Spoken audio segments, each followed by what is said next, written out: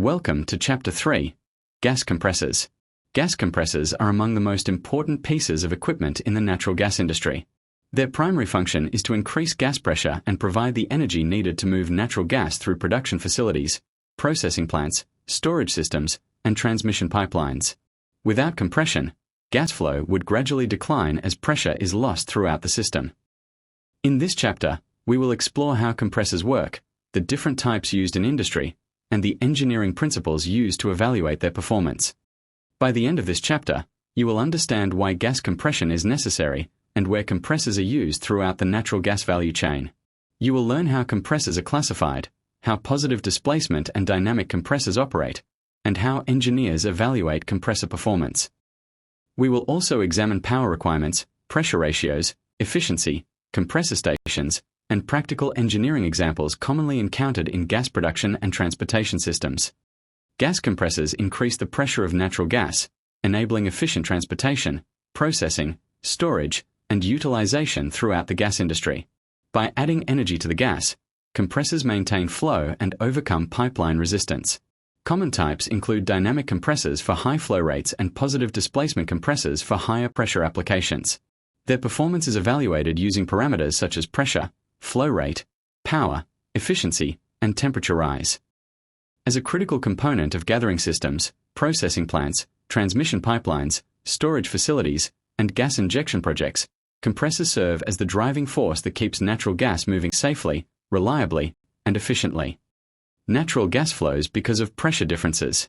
As gas travels through reservoirs, wells, pipelines, and processing facilities, pressure continuously decreases due to friction and energy losses. When pressure falls too low, gas flow rates decline and production performance suffers. Compressors restore pressure by adding energy to the gas stream, allowing the gas to continue moving efficiently through the system. In simple terms, compressors compensate for pressure losses and help maintain reliable gas production and transportation. Although compressors and pumps both move fluids, they operate differently because gases and liquids behave differently. Pumps are designed for liquids, which are nearly incompressible and experience very little change in volume. Compressors are designed for gases, which can be compressed significantly. A compressor increases pressure by reducing the volume of the gas, while a pump primarily increases the pressure of a liquid without changing its volume substantially. Understanding this distinction is fundamental in fluid handling and equipment selection. Gas compressors are used throughout the entire natural gas value chain. In gathering systems, they collect gas from multiple wells and move it toward processing facilities. In gas processing plants, compressors provide the pressure required for separation and treatment operations. Along transmission pipelines, they maintain flow over long distances. Compressors are also used in underground storage facilities, gas lift operations, and gas reinjection projects. Their role is essential wherever pressure must be increased or maintained. Gas compressors are generally classified into two major categories: positive displacement compressors and dynamic compressors. Positive displacement compressors increase pressure by trapping a fixed volume of gas and reducing its volume mechanically. Dynamic compressors increase pressure by accelerating the gas and converting velocity into pressure energy. Understanding these two categories provides the foundation for selecting the appropriate compressor for a particular application and operating condition. Positive displacement compressors operate by trapping a fixed quantity of gas and reducing the space available to it. As the volume decreases, the gas pressure increases.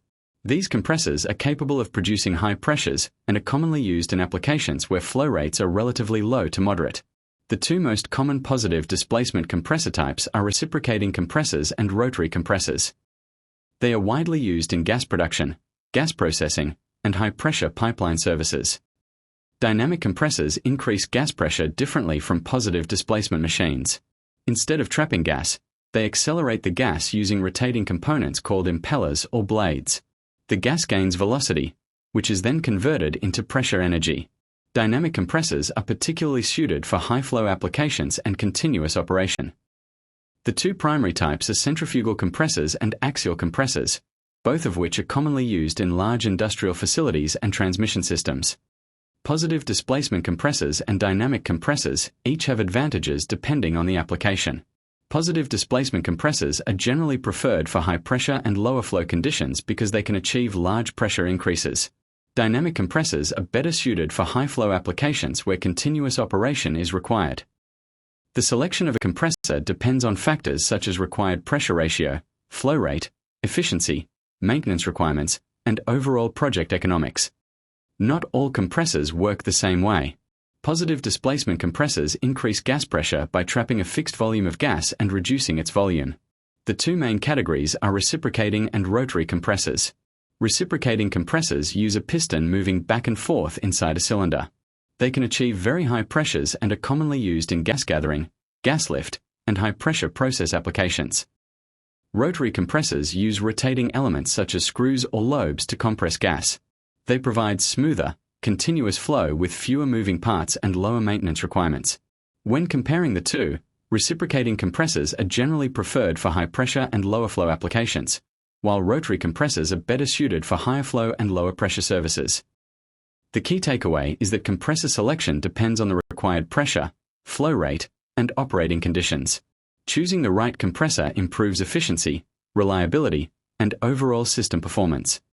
A reciprocating compressor may look complex, but it operates through a set of components working together to compress gas efficiently. The compression process takes place inside the cylinder, where the piston moves back and forth. This motion is created by the crankshaft, which converts rotary motion from the driver into reciprocating motion. The connecting rod transfers this movement to the piston, while the crosshead helps maintain proper alignment and reduces side loading. Gas enters through the suction valve during the intake stroke and leaves through the discharge valve after compression. Additional components such as seals, water jackets, and clearance pockets help improve performance, cooling, and capacity control. Each component has a specific role, but together they form a reliable system capable of producing high pressures. The key takeaway is that understanding the function of each component is essential for compressor operation, troubleshooting, maintenance, and performance optimization. What actually happens inside a compressor during gas compression? The process begins when gas enters the cylinder at low pressure during the suction stage. Once the gas is trapped inside, the valves close and the piston starts moving forward. As the piston reduces the available volume, the gas becomes compressed and its pressure increases.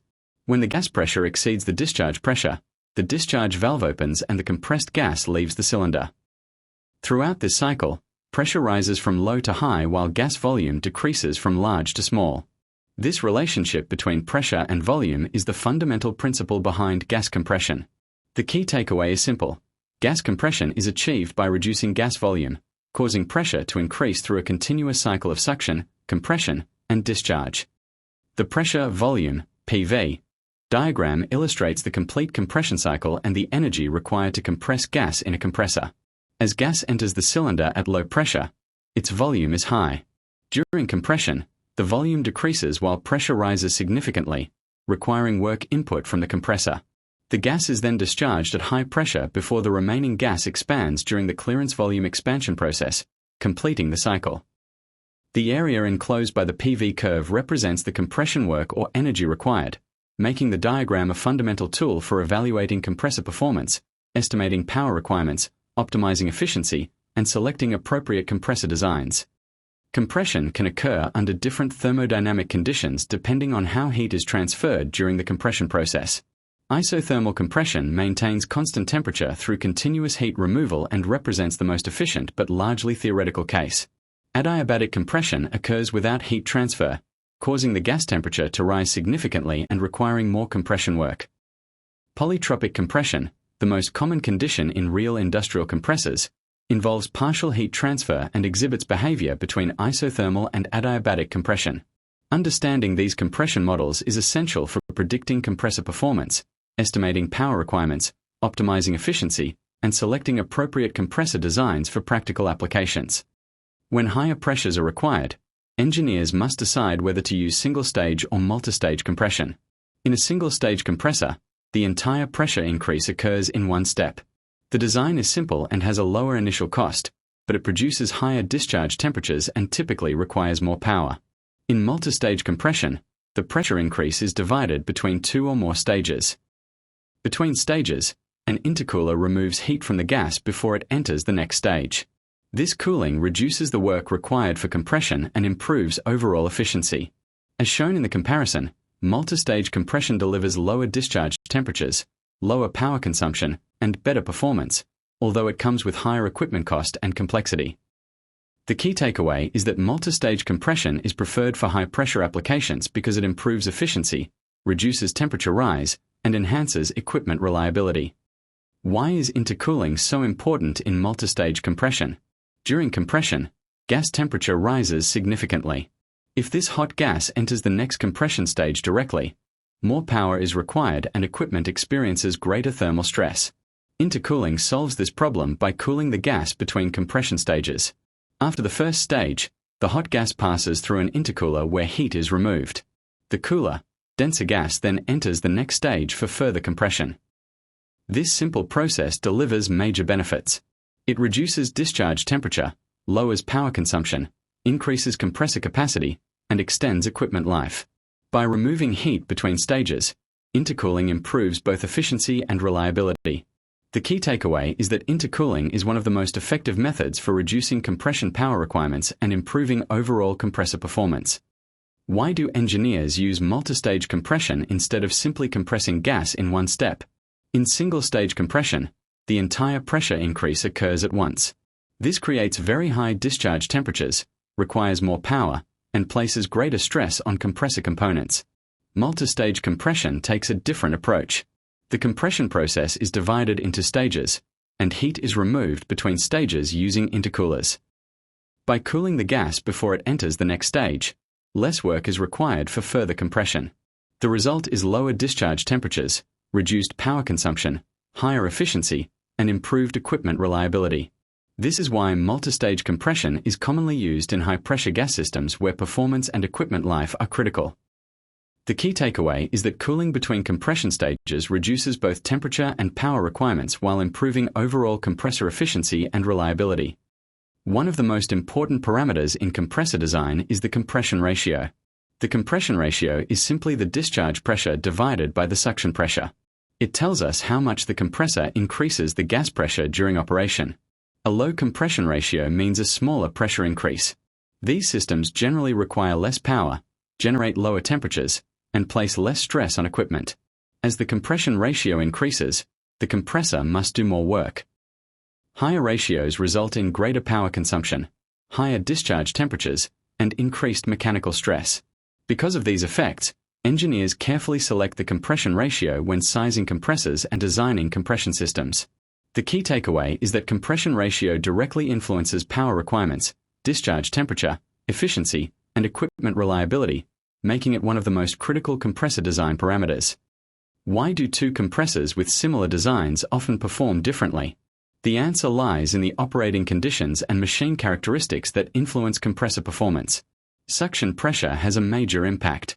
Higher suction pressure increases gas density and allows more gas to enter the compressor, improving capacity.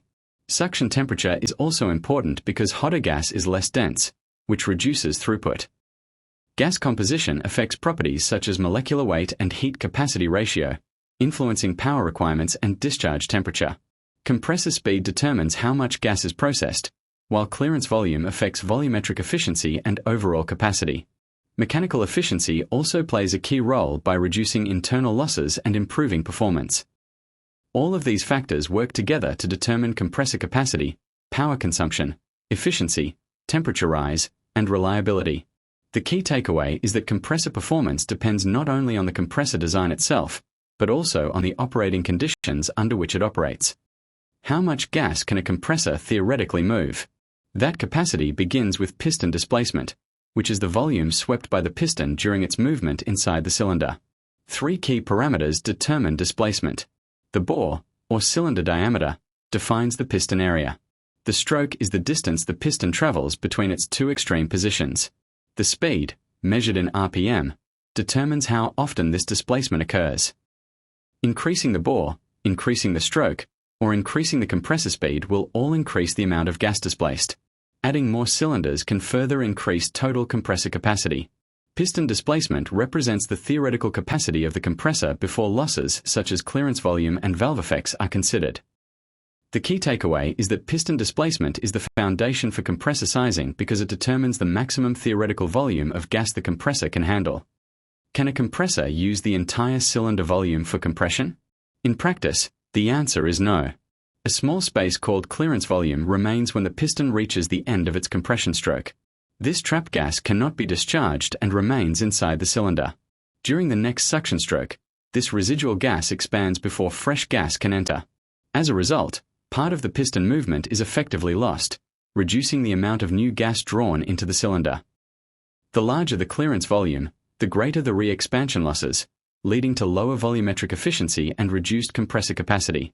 Although clearance volume is necessary for mechanical operation and valve protection, excessive clearance negatively impacts performance. The key takeaway is that clearance volume reduces compressor capacity and efficiency by decreasing the amount of fresh gas that can enter the cylinder during each cycle. Volumetric efficiency shows how effectively a compressor fills its cylinder with fresh gas. Theoretical capacity is the maximum gas volume the compressor can take in, while actual capacity is the volume it actually receives. The difference is caused by losses. The main sources of losses are clearance volume. Trapped gas reduces fresh intake. Valve losses. Poor valve performance restricts flow. Pressure drop. Resistance in the suction system lowers intake. Leakage. Gas escapes through worn components. Higher volumetric efficiency means greater capacity, better performance, and lower operating costs. Think of cylinder capacity as the compressor's real-world productivity. While cylinder size and speed determine how much gas the compressor could move in theory, factors like clearance space, pressure losses, valve inefficiencies, and leakage reduce the actual amount delivered. That's why actual capacity is always lower than theoretical displacement. The better we control these losses, the closer we get to maximum performance and efficiency. The heat capacity ratio describes how a gas responds to added heat and plays a major role in compressor performance. It compares the heat absorbed at constant pressure with the heat absorbed at constant volume. A higher heat capacity ratio generally means more power is required during compression and higher discharge temperatures. Because it directly affects energy consumption, efficiency, and compressor sizing, it is one of the most important properties engineers consider when analyzing gas compression systems. Compressor power is the energy required to increase gas pressure. The driver supplies mechanical energy, and the compressor converts it into pressure energy. Power is used for gas compression, mechanical losses, and auxiliary equipment. The required power depends on pressure ratio, flow rate, gas properties, speed, and efficiency. Higher efficiency reduces power consumption and operating costs. The key takeaway is that compressor power comes from the driver and is needed to compress gas and overcome system losses. Horsepower estimation determines the power needed to operate a gas compressor. The calculation uses flow rate, pressure ratio, gas properties, and operating conditions. Higher pressure ratios and flow rates require more horsepower. Gas composition, temperature, and compressor efficiency also affect power demand. Accurate horsepower estimation helps select the right compressor and driver. The key takeaway is that proper horsepower calculations ensure efficient, reliable, and economical compressor operation. Compressor efficiency measures how effectively a compressor converts input power into useful gas compression. There are three key efficiencies: volumetric efficiency, mechanical efficiency, and overall efficiency. Volumetric efficiency reflects how well the cylinders fill with gas. Mechanical efficiency shows how much power is lost due to friction and moving parts. Overall efficiency combines all losses and represents total compressor performance. Higher efficiency reduces energy consumption, operating costs, and equipment wear. The key takeaway is that improving compressor efficiency leads to lower costs, better reliability, and more effective compressor operation. Discharge temperature increases as gas is compressed. Higher pressure ratios and lower cooling efficiency result in higher temperatures. Excessive discharge temperatures can damage lubricants, increase equipment wear, and reduce compressor reliability. Monitoring and controlling temperature is essential for safe and efficient operation. Methods such as intercooling, aftercooling, proper lubrication, and optimized operating conditions help reduce temperature. The key takeaway is that discharge temperature rises during compression and must be controlled to protect equipment and maintain performance. Rod loads are the forces acting on the piston rod during compressor operation. These forces are created by gas pressure and the motion of the reciprocating parts. Rod loads can be compression loads, tension loads, or inertia loads. Excessive rod loads can cause vibration, wear, bearing damage, and equipment failure. To ensure safe operation, rod loads must remain within the compressor's allowable design limits. The key takeaway is that controlling rod loads is essential for compressor reliability, safety, and long equipment life. Quick horsepower estimation provides a fast method to predict compressor power requirements. It uses key operating data such as flow rate, pressures, gas properties, and efficiency. The estimate helps engineers evaluate equipment sizing during early project stages. Results are useful for feasibility studies, preliminary design, budgeting, and planning. A safety margin is typically added when selecting the final driver size. The key takeaway is that quick horsepower estimation supports faster engineering decisions before detailed calculations are completed. Compressor stations are the backbone of natural gas transmission systems. As gas travels through a pipeline, pressure gradually decreases because of friction and elevation changes. Compressor stations restore that pressure and keep gas moving efficiently over long distances. At the heart of every station is the compressor, driven by a turbine, motor, or engine. Supporting equipment such as coolers, separators, control systems, and metering systems work together to ensure safe and reliable operation. Without compressor stations, large-scale gas transportation would not be possible. They increase pressure, maintain throughput, extend pipeline reach, and improve deliverability. The key message is simple. Compressor stations are critical infrastructure that enable reliable movement of natural gas from production fields to consumers. A compressor cannot operate without a source of power. That power comes from the driver. 3 common driver types are used in compressor stations. Gas turbines provide very high power and are widely used in major transmission systems. Electric motors offer efficient and clean operation where reliable electricity is available. Reciprocating engines provide flexibility and are often used in remote field applications. The choice of driver depends on factors such as power demand, fuel availability, operating cost, and site conditions. Compression delivers important benefits including higher pipeline capacity, longer transmission distances, reliable gas supply, and greater operational flexibility. The takeaway is that selecting the right driver is essential for achieving both technical performance and economic efficiency. How much power does a compressor actually need? This worked example demonstrates a structured approach to answering that question. The process begins with gathering operating data such as flow rate, suction pressure, discharge pressure, temperature, and gas properties. Next, the compression ratio is calculated. This ratio represents the pressure increase required across the compressor. Using the compression ratio and gas properties, the required horsepower can be estimated. Engineers then add a design margin to account for uncertainties and future operating conditions. This workflow provides a practical method for preliminary compressor sizing and driver selection. The key takeaway is that accurate horsepower estimation starts with good input data and a systematic engineering approach. How much power does a compressor need? This example follows a simple engineering workflow. First, gather the operating data, including flow rate, pressures, temperature, and gas properties. Next, calculate the compression ratio by dividing discharge pressure by suction pressure. Using these values, estimate the compressor horsepower with the power equation.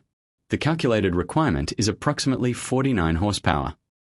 After applying a design margin, the recommended driver size becomes 60 horsepower. The key takeaway is that accurate compressor sizing starts with good data, a correct compression ratio, and an appropriate design margin. As pressure ratios increase, compression becomes more challenging. Higher temperatures and higher power requirements can reduce efficiency and increase equipment stress. Multi-stage compression solves this problem by dividing the compression process into multiple stages. Between stages, intercoolers remove heat from the gas before it enters the next compressor stage. This cooling reduces the work required for compression and lowers discharge temperatures. The result is improved efficiency, reduced power consumption, and better equipment reliability.